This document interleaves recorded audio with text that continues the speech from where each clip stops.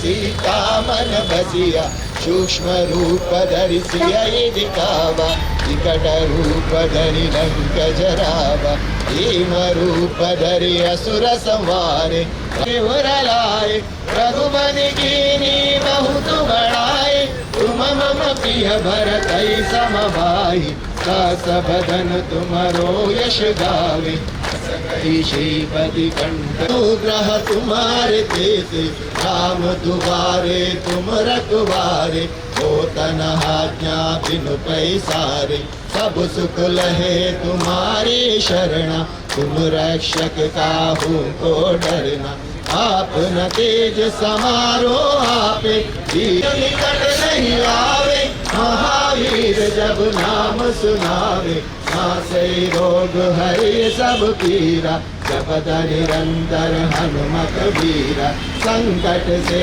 हनुमान छुड़ावे मन क्रम वचन ध्यान जो लावे सब पर राम तपस्वी राजा जिनके काज सकल तुम साजा और मनोरथ जो कोई लावे कोई अमित जीवन पल पावे चारों युग पर ताप तुम्हारा हे प्रसिद्ध जगत बुझिए असुर निकंदन राम अष्टसेन जानकी माता राम रसायन तुम्हारे पासा सदा रहो रघुपति के दासा तुम्हारे भजन राम को पावे अंत काल रघुवर पुर जाहि रहे हनुमत से ही सर्वसुख करहि संकट कटे मिटे सब पीरा जो सुमिरे हनुमत माता की बोल भारत माता की सनातन हिंदू धर्म की सनातन हिंदू धर्म की हिंदू विरोधी बांग्ला जिहादिಗಳಿಗೆ ಹಿಂದೂ ವಿರೋಧಿ ಬಾಂಗ್ಲಾ ಜಿಹಾದಿಗಳಿಗೆ ಹಿಂದೂ ವಿರೋಧಿ ಬಾಂಗ್ಲಾ ಜಿಹಾದಿಗಳಿಗೆ ರಕ್ಷಿಸಿ ರಕ್ಷಿಸಿ ಬಾಂಗ್ಲಾ ಹಿಂದೂಗಳನ್ನ ರಕ್ಷಿಸಿ ರಕ್ಷಿಸಿ ರಕ್ಷಿಸಿ ಬಾಂಗ್ಲಾ ಹಿಂದೂಗಳನ್ನ ರಕ್ಷಿಸಿ ರಕ್ಷಿಸಿ ಬಾಂಗ್ಲಾ ಹಿಂದೂಗಳನ್ನ ರಕ್ಷಿಸಿ बोलो भारत माता की बोलो भारत माता की ಚಿನ್ಮಯ ಕೃಷ್ಣದಾಸ್ ಪ್ರಭುಗಳನ್ನ ಬಂಧಿಸಿ ಅವರ ಮೇಲೆ ಕೇಸನ್ನ ದಾಖಲಿಸಿರುವುದನ್ನು ಖಂಡಿಸಿ ಇವತ್ತು ದೇಶದಾದ್ಯಂತ ಒಂದು ಘಟಕದಲ್ಲಿ ಜಿಲ್ಲಾ ಕೇಂದ್ರಗಳಲ್ಲಿ ಈ ರೀತಿಯ ಪ್ರತಿಭಟನೆಯನ್ನ ಮಾಡ್ತಾ ಇದೆ.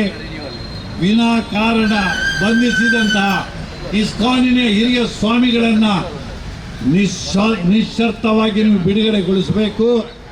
ಬಾಂಗ್ಲಾದಲ್ಲಿ ನೆಲೆಸಿರತಕ್ಕಂಥ ಎಲ್ಲ ಹಿಂದೂಗಳಿಗೂ ಕೂಡ ಅಲ್ಲಿ ಬದುಕುವ ಸಮಾನ ಅವಕಾಶವನ್ನು ಕೊಡಬೇಕು ಎನ್ನುವಂಥ ಒಂದು ಕೂಗು ಅಳಲು ನಮ್ಮ ಹತ್ರ ಇದೆ. ಬಂಧುಗಳೇ, ಲಕ್ಷಾಂತರ ಸಂಖ್ಯೆಯಲ್ಲಿರ್ತಕ್ಕಂತಹ ಭಾರತದಲ್ಲಿ ಇರ್ತಕ್ಕಂತಹ ನುಸುಳುಕೋರ ಬಾಂಗ್ಲಾದೇಶಿಯರ ಪರಿಸ್ಥಿತಿ ಏನಾಗ್ಬೋದು? ಭಾರತದ ಜನ ಒಂದು ಪಕ್ಷ ಎದ್ದು ನಿಂತರೆ ಪ್ರತಿಭಟಿಸಿದರೆ ಎನ್ನುವುದನ್ನು ಅಲ್ಲಿಯ ಸರಕಾರ, ಅಲ್ಲಿಯ ಪ್ರಚೋದನಕಾರರು ಅರ್ಥ ಮಾಡಿಕೊಳ್ಳಬೇಕು. ಯಾವುದೇ ರೀತಿಯ ಒಂದು ಹುಟ್ಟಿಸಿ ಬಾಂಗ್ಲಾದೇಶದಲ್ಲಿರ್ತಕ್ಕಂಥ ನಮ್ಮ ಹಿಂದೂ ಸಮಾಜ ಬಂಧುಗಳಿಗೆ ತೊಂದರೆಯನ್ನು ಮಾಡಿದರೆ ಅದರ ಪರಿಣಾಮ ಬೇರೆ ರೀತಿಯಲ್ಲಿ ಪ್ರಕಟವಾಗ್ತದೆ. ದಯವಿಟ್ಟು it is better late than never ಎನ್ನುವಂಥ ವಾಕ್ಯ ಇದೆ. ತಡವಾಗಿ ಆದರೂ ಕೂಡ ಬಾಂಗ್ಲಾದೇಶಿಯರು, ಅಲ್ಲಿಯ ಭಯೋತ್ಪಾದಕ ಸಂಘಟನೆಗಳು, ಅಲ್ಲಿಯ ಸರಕಾರ, ಅಲ್ಲಿಯ ಒಂದು ನ್ಯಾಯಾಲಯ ಇದನ್ನು ಮನಗಂಡು ಬಾಂಗ್ಲಾದೇಶದಲ್ಲಿರತಕ್ಕಂಥ ಸಮಸ್ತ ಹಿಂದೂಗಳಿಗೂ ಕೂಡ ಅನ್ಯರ ಜೊತೆ ಸರಿ ಸಮಾನವಾಗಿ ಶಾಂತಿಯಲ್ಲಿ ಬದುಕುವಂತಹ ಅವಕಾಶವನ್ನು ಕೊಡಿ. ಅದು ಕೊಡಲಿಕ್ಕೆ ನಿಮಗೆ ಸಾಧ್ಯ ಆಗದಿದ್ದರೆ ಮುಂದೆ ನಡೆಯತಕ್ಕಂತಹ ಪರಿಣಾಮಗಳಿಗೆ, ಭಾರತದಲ್ಲಿ ಇತರ ಕಡೆ ನಡೆಯತಕ್ಕಂತಹ ಪರಿಣಾಮಗಳಿಗೆ ನೀವೇ ನೇರ ಹೊಣೆ ಆಗ್ತೀರಿ ಎನ್ನುವ ಮಾತನ್ನು ಹೇಳ್ತಾ, ಬೋಲೋ ಭಾರತ್ ಮಾತಾ ಕಿ, ಬೋಲೋ ಸನಾತನ ಹಿಂದೂ ಧರ್ಮ ಕಿ, बोलो भारत माता की सनातन हिंदू धर्म की. ಈ ಒಂದು ಪ್ರತಿಭಟನೆಯಲ್ಲಿ ನಮ್ಮ ಜೊತೆ ಪರಮಪೂಜ್ಯ ಶ್ರೀ ಶ್ರೀ ವಿದ್ಯಾನಂದ ಸರಸ್ವತಿ ಚಿನ್ಮಯ ಕೃಷ್ಣದಾಸ್ ಅವರನ್ನು ಬಂಧಿಸಿದ್ದಾರೆ. ಇದನ್ನು ನಾವು ಖಂಡನೆ ಮಾಡ್ತೇವೆ. ಇಡೀ ನಮ್ಮ ವಿಶ್ವದಲ್ಲಿ ನಮ್ಮ ಸಂಸ್ಥೆ 150 ದೇಶದಲ್ಲಿ ಉಂಟು. ಹಾಗಾಗಿ ನಮ್ಮ ಸಂಸ್ಥೆ ಯಾವ ರೀತಿಯ ಸಂಸ್ಥೆ ಅಂದರೆ ಎಲ್ಲರ ಹತ್ರ ಹೊಂದಿಕೊಂಡು ಯಾವುದೇ ಗಲಾಟೆ ಮಾಡದೆ ಭಗವಂತನ ನಾಮವನ್ನು, ಭಗವಂತನ ಗುಣವನ್ನು, ಭಗವಂತನ ಹೆಸರನ್ನು ನಾವು ಪ್ರಚಾರ ಮಾಡುವುದರಲ್ಲಿ ನಾವು ಇರುವಂಥದ್ದು. ಹಾಗಾಗಿ ಯಾವುದೇ ರೀತಿಯ ಇನ್ನೊಬ್ಬರಲ್ಲಿ ಅಸೂಯೆಯನ್ನು ತೋರದೆ, ಇದಕ್ಕೆ ಎಲ್ಲ ದೇಶದಲ್ಲಿ ಸಾಕ್ಷಿ ಉಂಟು. ಅಂದರೆ ಎಲ್ಲ ಕಡೆಯಲ್ಲಿ ನಮ್ಮನ್ನು ಅಪ್ರಿಷಿಯೇಟ್ ಮಾಡ್ತಾರೆ ಈ ವಿಷಯಕ್ಕೆ. ಯಾಕೆಂದರೆ ನಮ್ಮ ಸಿಸ್ಟಮ್ ಎಂತಂದರೆ chant, dance, take Krishna prasadam. ಹಾಗಾಗಿ ನಾವು ಭಗವಂತನ ನಾಮವನ್ನು ಹೇಳುವಂಥದ್ದು, ಕುಣಿಯುವಂಥದ್ದು ಮತ್ತು ಕೃಷ್ಣ ಪ್ರಸಾದವನ್ನು ವಿತರಿಸುವಂಥದ್ದು. ಹಾಗೆ ಬಾಂಗ್ಲಾದೇಶದಲ್ಲಿ ಕೂಡ ಈ ಕೃಷ್ಣ ಪ್ರಜ್ಞೆಯ ಮೂಲ ಬಾಂಗ್ಲಾದೇಶ ಹೇಳ್ಬೋದು. ಯಾಕೆಂದರೆ 500 ವರ್ಷದ ಹಿಂದೆ ಚೈತನ್ಯ ಮಹಾಪ್ರಭು ಈ ಕೃಷ್ಣ ಪ್ರಜ್ಞೆ ಆಂದೋಲನವನ್ನು ಶುರು ಮಾಡಿದ್ದಾರೆ. ಹಾಗೆ ಚೈತನ್ಯ ಮಹಾಪ್ರಭು ಆಗಲಿ, ನಮ್ಮ ಎಲ್ಲ ಚೈತನ್ಯ ಮಹಾಪ್ರಭು ಸಂಗಡಿಗರು, ಅಸೋಸಿಯೇಟ್ಸ್, ಅವರು ಮೂಲತಃ ಬಾಂಗ್ಲಾದೇಶದಿಂದಲೇ ಬಂದವರು. ಹಾಗಾಗಿ ಬಾಂಗ್ಲಾದೇಶಕ್ಕೆ ನಮಗೆ ಡೀಪ್ ಕನೆಕ್ಷನ್ ಉಂಟು ಬಾಂಗ್ಲಾದೇಶದಲ್ಲಿ. ಮತ್ತು ನಮ್ಮ ಇಸ್ಕಾನ್ನಲ್ಲಿ ಈಗ ಆಲ್ಮೋಸ್ಟ್ ಜಾಸ್ತಿ ಡಿವೋಟೀಸ್, ಡಿಸೈಬಲ್ಸ್ ಇರುವಂಥದ್ದು ಬಾಂಗ್ಲಾದೇಶದಲ್ಲಿ. ಹಾಗೆ ಬಾಂಗ್ಲಾದೇಶದಲ್ಲಿ ನಾವು ಮೈನಾರಿಟಿ ಆಗಿರ್ಬೋದು, ಆದರೆ ಕೃಷ್ಣ ಪ್ರಜ್ಞೆ ಆಂದೋಲನವು ತುಂಬ ಚಂದ ರೀತಿಯಲ್ಲಿ ನಡೀತಾ ಉಂಟು. ಹಾಗಾಗಿ ಇವತ್ತಿನ ದಿವಸ ನಮಗೆಲ್ಲರಿಗೂ ಗೊತ್ತುಂಟು, ಅಲ್ಲಿ ಗೌರ್ಮೆಂಟ್ ಚೇಂಜ್ ಆಯಿತು. ಹಾಗಾಗಿ ಈಗ ಬಂದಾಗ ಸರ್ಕಾರ ಏನೋ ಒಂದು ತಪ್ಪು ಮಾಡ್ತಾ ಇದ್ದಾರೆ. ಹಾಗಾಗಿ ನಮ್ಮ ವಿನಂತಿ ಅಂತಂದರೆ ಕೃಷ್ಣದಾಸ್ ಅವರನ್ನು ಬಿಡುಗಡೆ ಮಾಡಬೇಕು. ಇದಕ್ಕೆ ನಾವು ನಮ್ಮ ಭಾರತ ಸರ್ಕಾರದಲ್ಲಿ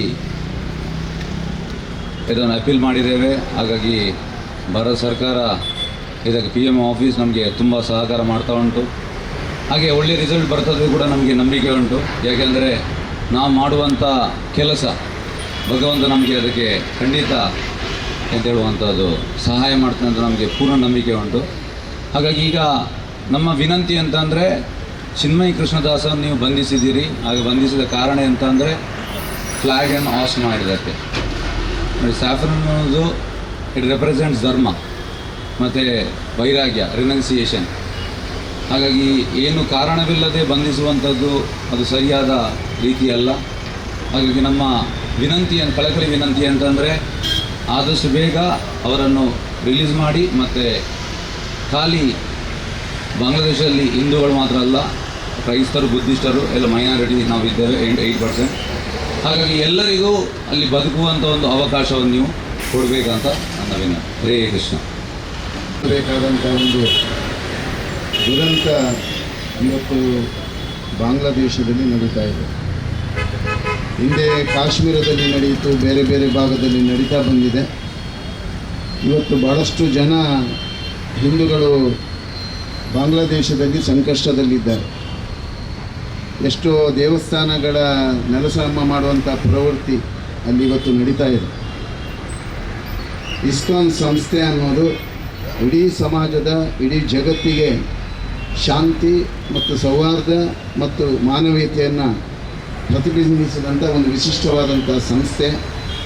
ಅದರ ಜೊತೆಯಲ್ಲಿ ಭಕ್ತಿ ಪ್ರಧಾನವಾಗಿಟ್ಟುಕೊಂಡು ಭಗವಾನ್ ಶ್ರೀಕೃಷ್ಣ ಪರಮಾತ್ಮ ಭಗವದ್ಗೀತೆಯ ಸಂದೇಶವನ್ನು ಜನಸಾಮಾನ್ಯರ ಮನದಂತರಾಳದಲ್ಲಿ ಒದಗಿಸುವಂಥ ಪ್ರಯತ್ನ ಭಾಳಷ್ಟು ವರ್ಷಗಳಿಂದ ಹರಿನಾಮ ಸಂಕೀರ್ತನೆಯ ಮೂಲಕ ಚೈತನ್ಯ ಮಹಾಪ್ರಭುಗಳು ಬಾಂಗ್ಲಾದಿಂದ ಈ ಒಂದು ಅಭಿಯಾನವನ್ನು ಪ್ರಾರಂಭಿಸಿ ಇವತ್ತು ವಿಶ್ವಾದ್ಯಂತ 150 ರಾಷ್ಟ್ರದಲ್ಲಿ ಈ ಸಂಘಟನೆ ಬೆಳೀತಾ ಇದೆ.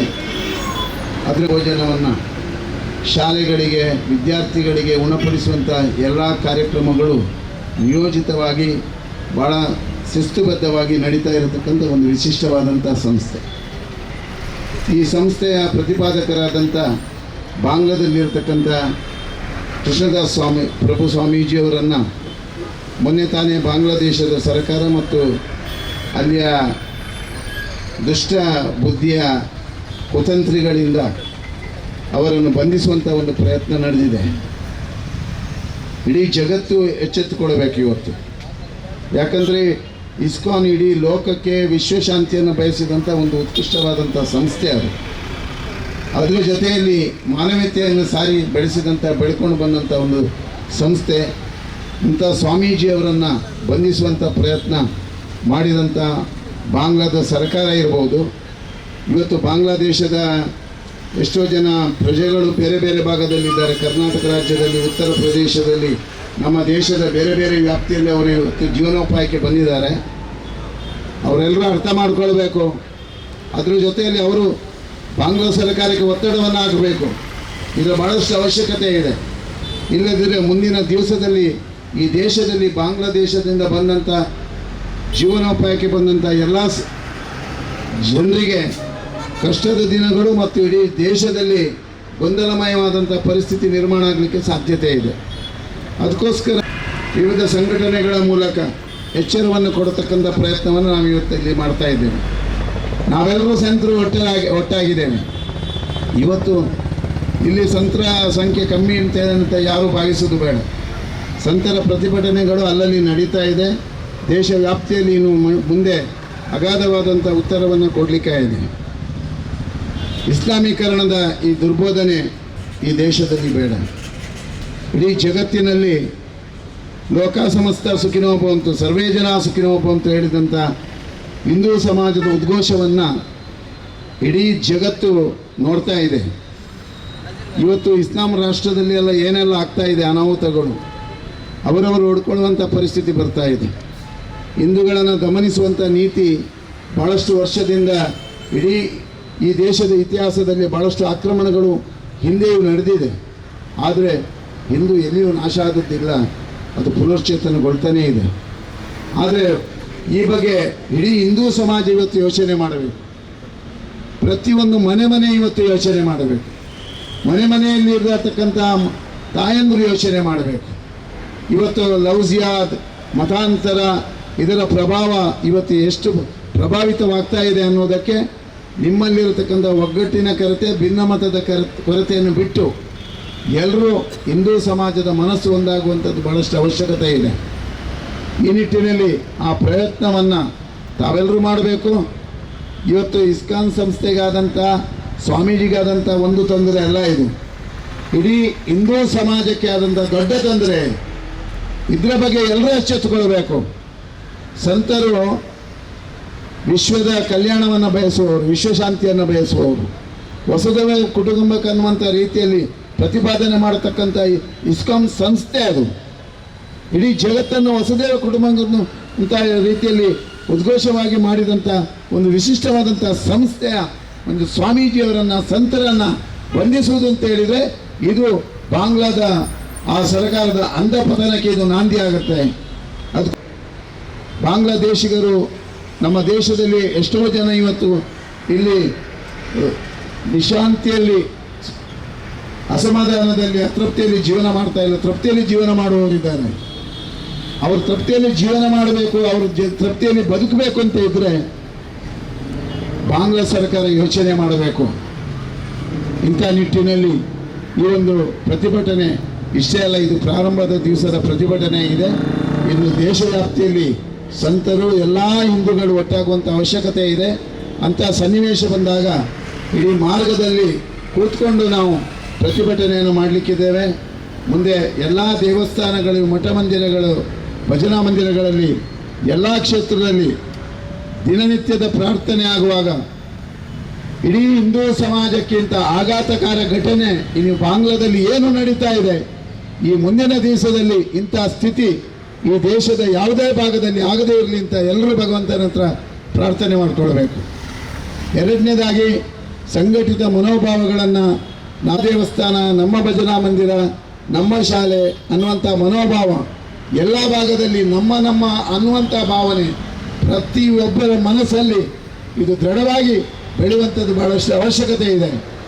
ಅಂಥ ಪರಿಸ್ಥಿತಿ ಬಂದಾಗ ನಮ್ಮವರಿಗಾದ ತೊಂದರೆ, ನಮ್ಮ ಸ್ವಾಮೀಜಿಗಳಿಗಾದ ತೊಂದರೆ, ನಮ್ಮ ಮಠಗಳಿಗೆ ಆದ ತೊಂದರೆ, ನಮ್ಮ ಭಜನಾ ಮಂಡಳಿಗಾದ ತೊಂದರೆ, ನಮ್ಮ ಶಾಲೆಗಳಿಗೆ ಆದ ತೊಂದರೆ, ಯಾವುದೇ ತೊಂದರೆ ಆದಾಗ ಅದು ಯಾವುದೇ ಭಾಗದಲ್ಲಿ ಆದರೂ ಅದು ನಮ್ಮದು ಅನ್ನುವಂಥ ಭಾವನೆಯಲ್ಲಿ ವಿಶ್ವ ಹಿಂದೂ ಪರಿಷತ್ ಏನು ಆ ಮೂಲ ಉದ್ದೇಶವನ್ನು ಇಟ್ಟುಕೊಂಡು ಸುದೃಢವಾದಂಥ ಸಮಾಜಕ್ಕೋಸ್ಕರ ಹಿಂದೂ ಸಾಮ್ರಾಜ್ಯದ ಪ್ರತಿಪಾದನೆಗೋಸ್ಕರ ಏನೆಲ್ಲ ಪ್ರಯತ್ನ ಮಾಡ್ತಾ ಇದೆಯೋ ಅದಕ್ಕೆಲ್ಲ ಯುವಕರು, ತಾಯಂದಿರು, ವೃದ್ಧಾಪ್ಯದಲ್ಲಿರುವವರು ಎಲ್ಲರೂ ಈ ಪ್ರತಿಭಟನೆ ಕಾರ್ಯಕ್ರಮದಲ್ಲಿ ಭಾಗವಹಿಸುವುದು ಮಾತ್ರ ಅಲ್ಲ, ಎಲ್ಲ ಭಾಗದಲ್ಲಿ ಮುಂದಿನ ಪರಿಸ್ಥಿತಿ ಬಾಂಗ್ಲಾದೇಶದಂಥ ಪರಿಸ್ಥಿತಿ ನಮ್ಮ ದೇಶದ ಯಾವುದೇ ಭಾಗದಲ್ಲಿ ಆಗದಂತೆ ಪ್ರತಿಯೊಬ್ಬ ಹಿಂದೂಗಳು ಎಚ್ಚರಗೊಳ್ಳುವ ಅವಶ್ಯಕತೆ ಇದೆ.